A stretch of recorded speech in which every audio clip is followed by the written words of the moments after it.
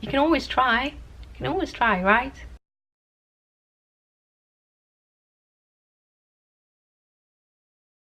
Good morning, guys. It is Wednesday morning. It's Wednesday morning. And today I'm gonna head off to go to my workplace or the office. To start off the day, I have a meeting with my bosses, but also Wednesday mornings means breakfast at work. So I'm gonna meet all my colleagues, which is gonna be awesome. So that's what I'm heading off to right now. And then directly after, I'm gonna head off to a gynecologist appointment. So I've got a whole bunch on my docket today. I have only been stitching this morning because I thought with all of that on my docket, I really needed to have some kind of cool time. However, kind of a fun thing, yesterday it was the 310th day in a row that I stitched, and I stitched 310 days. And if you are a DMC crazy person like me, you know that might call it a black day. But I had a pretty good day yesterday, so yeah. Well, I'm gonna pick my things together and leave. Christopher is also going to work today, so we're really getting better here. Sorry about the huge mountain I have on my face. Happens. Breakouts happens, that's just life. But yeah, gonna head off to work. Good morning, guys. I hope you have an awesome day. By the way, would you like my hair? It's all whirly curly, super whirly curly. This is what happens when you braid your hair when it's wet and don't take it out for almost 24 hours. I'm home. I'm back. I've been out for about 5 hours. It worked out pretty good. I'm still not super tired, so this working thing might actually work out. How crazy wouldn't that be? Going back to work. Yeah. So I had a meeting with my bosses. First we had a breakfast with the whole consultant team. Then I had a meeting with my bosses, and then I went on and had my gyno appointment. But between my gyno appointment and my doctor's between my boss's meeting and my doctor's appointment, that was what I was going to say, I sat down in a coffee shop and I started looking into stuff, because that is how I work. I started by writing down some things that I had discussed with Christopher yesterday that I wanted to have on paper so that I would remember them. And then I started writing down a couple of questions, because I've been wanting to look into a morning exercise, in kind of mind exercise that I've heard is really good for any kind of person, but a lot of entrepreneurs use it, and I wanted to see if it was something for me. And after looking into that, I started thinking, because one thought always kind of tumbles to another. This is the reason why you get tangents, because my mind always kind of continues. And one of the things that I realized, and that many people said to me at work or at the consulting company, was that I seem to look much more like myself. Much healthier, much happier, and much better.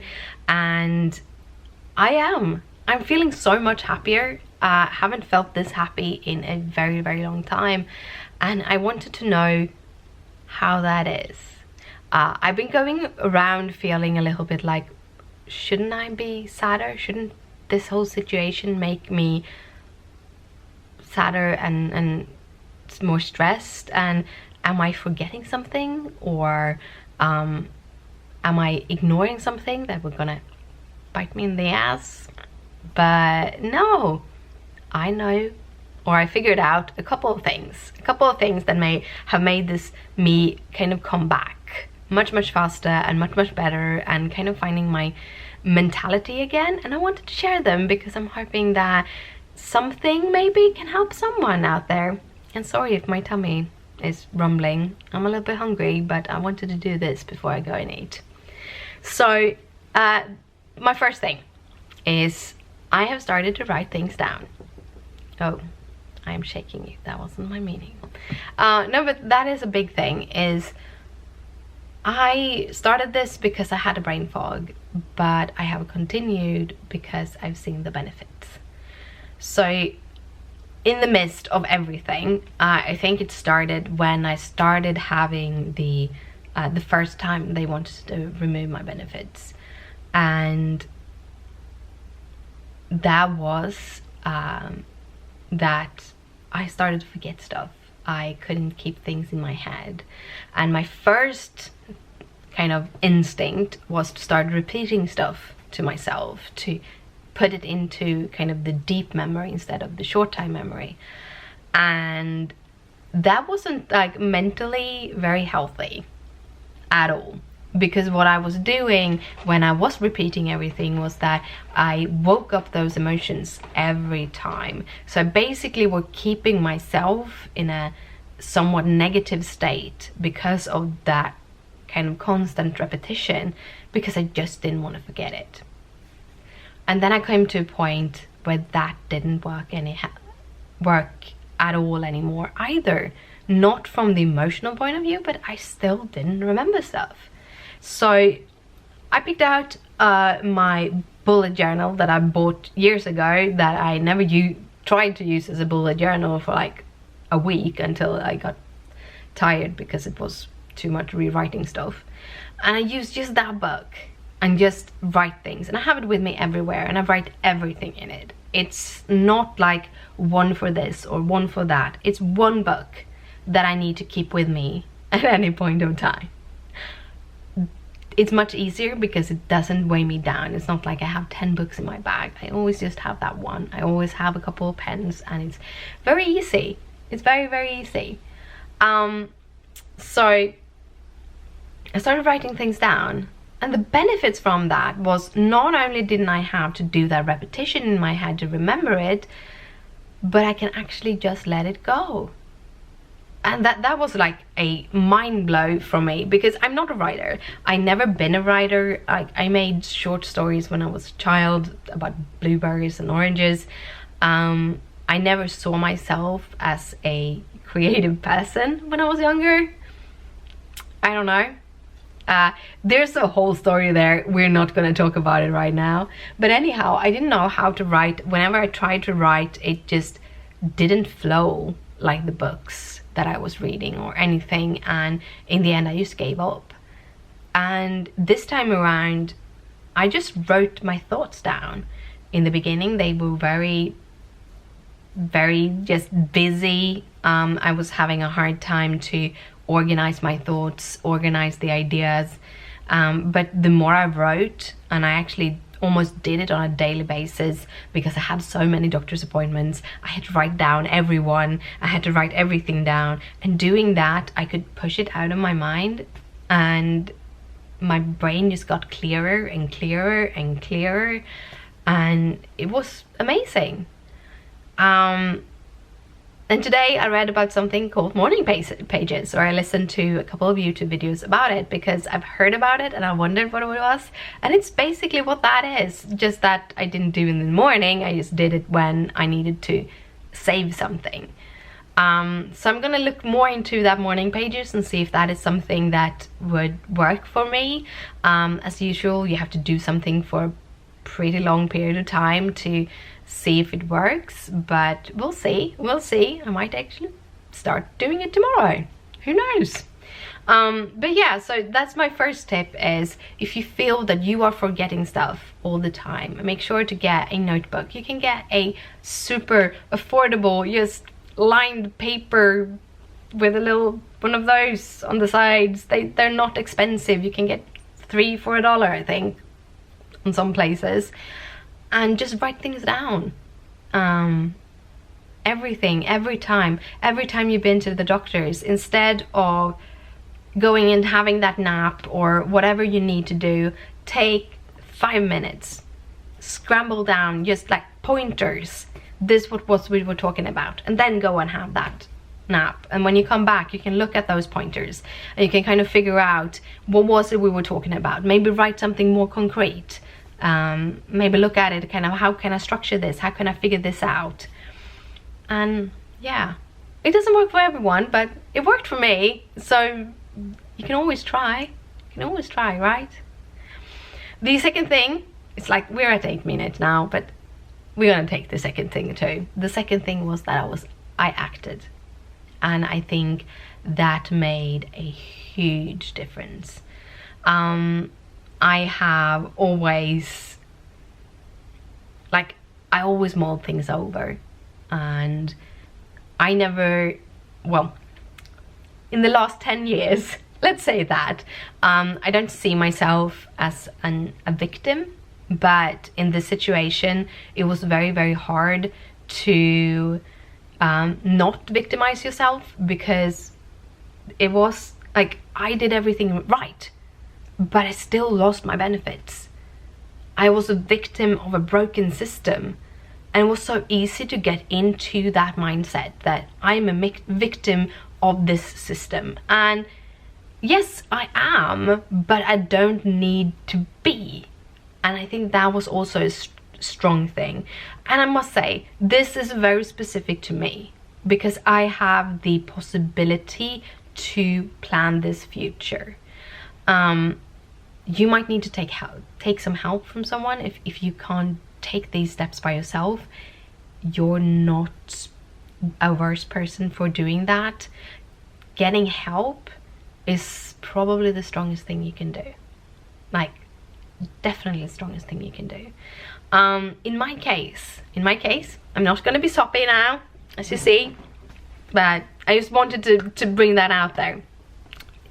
If you need help, get help. It's good. I have a good support system in Christopher. I have a very good support system in Christopher. I also have a pretty good doctor that can help me, and I have a little bit of support there, even though I don't have as much as I thought, because he doesn't have time, but still I have some. But I also have the possibility of making my own future, because I do have a lot of strength that are valid even when I'm sick. And I know that some people have a hard time finding their strength that they have when they are sick. But keeping that in mind, when I mean that I acted, what I did was I made sure to know what is happening, what do I need to do to continue this, what can I do, how can I do it, where do I need to push myself, where do I need to be. And also at the same time, me and Christopher talked a lot about the future, about what do we do, or what do we need to do to make sure if this situation happens again, we have a plan and we have a backup. I think that was the biggest thing for me when it came to losing my benefits, is that I trusted the system. I trusted that they would be there to take care of me when I wasn't able to do that myself. And this has shown me that I was wrong in trusting that. I was wrong in trusting the system, which is really, really sad, because the system should work, but it doesn't. Which means that if I had known that I couldn't trust the system, I would have taken other decisions all through my life. Like a lot of, like for in case in America, you have health insurance, and you can make a choice to get health insurance if you have the economy.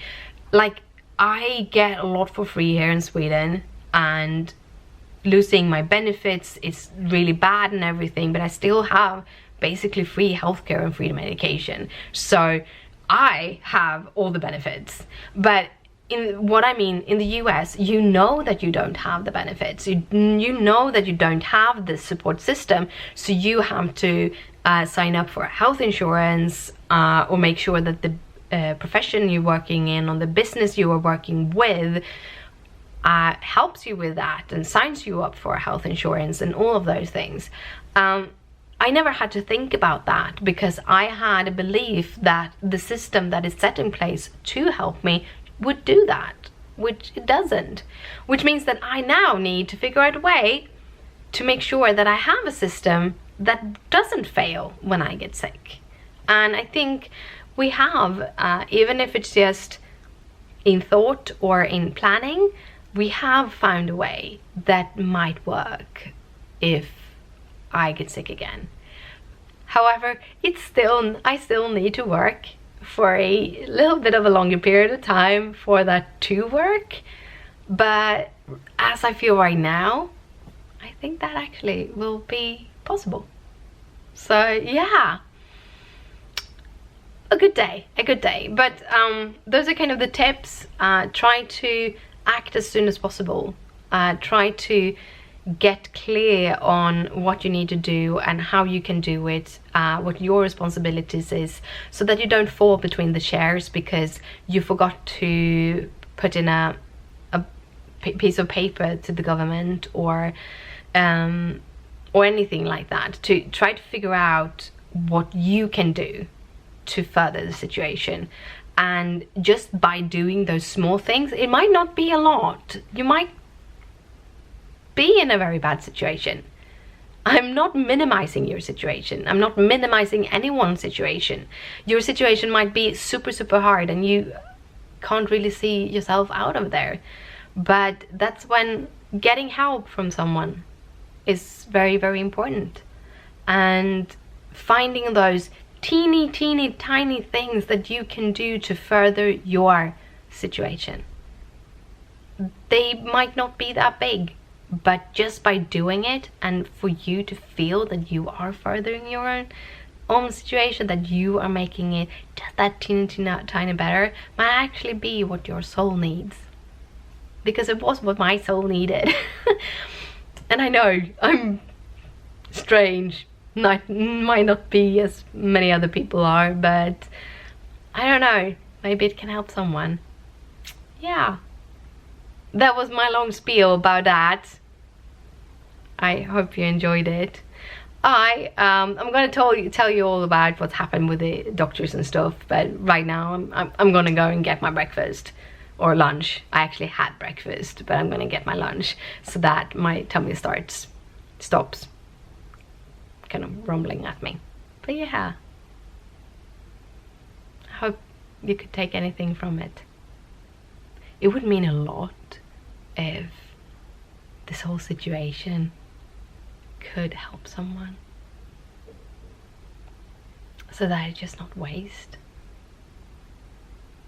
I'm still emotional, that doesn't change, but it's good to be emotional. It's good to know yourself.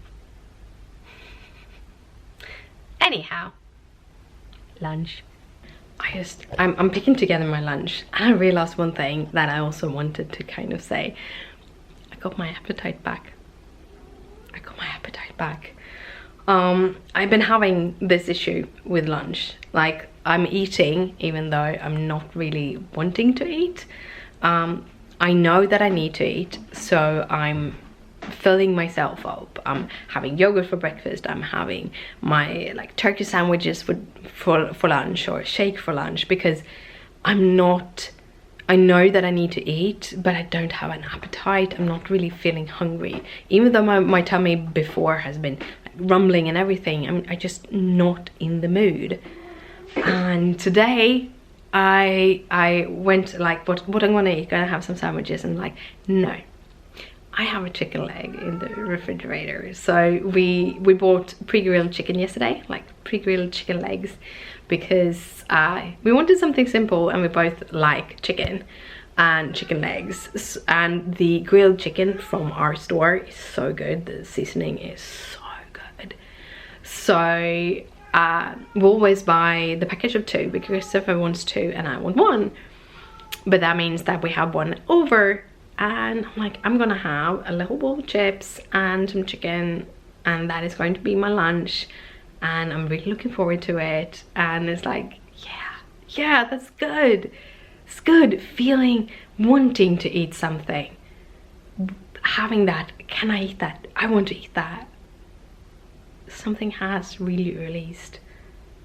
And I think it is the thought of being able to go back to work, not feeling trapped anymore. It helps a lot. But yeah, this is going to be my lunch, guys. I know, don't mind the dip. It's been standing out for 24 hours. But this is my... this is cold because we just put it in the fridge yesterday. But that is my chicken. This is my chips. It's not a big bowl. It's actually a pretty small bowl. But this actually will feed me up perfectly. So I'm going to take a fork, just eat my chicken and my chips. And that is going to be my lunch. While I'm doing that, I am going to watch some YouTube. I really need to get a pair of new glasses that doesn't reflect this much, honestly. But yeah, I wanted to talk to you about why I went to the gynecologist and kind of all of those things. Because it wasn't just an ordinary checkup, and it can be good to know for anyone else. So here's the thing. I have an HP virus, or HPV, or whatever we call it. They have different kind of severities, and I know that previously I have it on a quite of a high status, meaning that it is a more aggressive virus and it usually causes abnormal cells. Most people can heal out their viruses, but mine haven't been healed out, which means like I'm not getting a new virus. I'm having the same one, and I've had it for almost 10 years. I had conversations back in 2012, 2013. I had 2 of them, one after another. I think it was about a year in between. And what they did was removing abnormal cells. Abnormal cells are the pre-state of pre-state cancer. And it's, as long as you remove the abnormal cells, you don't have to worry. But yeah, I have food there. I don't want him to eat it. But yeah, as long as you remove them, you don't have to worry about it. It also, cancer, uterus cancer from abnormal cells due to HPV viruses, they take like 10 years to kind of evolve. So I'm not worried about it. But because he's eating my hair, it's not okay.